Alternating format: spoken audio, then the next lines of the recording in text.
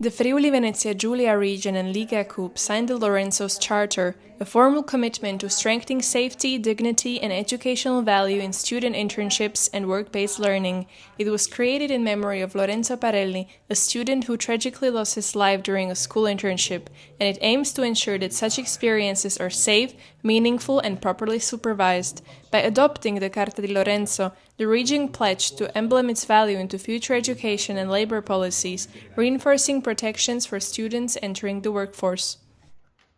Noi abbiamo sempre voluto che la Carta di Lorenzo ci facesse uscire dagli slogan e dalle contrapposizioni di rimpallo delle responsabilità. Credo questo sia il pregio della Carta di Lorenzo, aver raccolto attorno alla sua sottoscrizione ognuno e ciascuno per quelle che sono le proprie competenze. La sicurezza sul lavoro è responsabilità personale, e questo parla di educazione, di formazione, ed è una responsabilità collettiva, per cui quando le tragedie avvengono non esiste qualcuno che sia immune da responsabilità.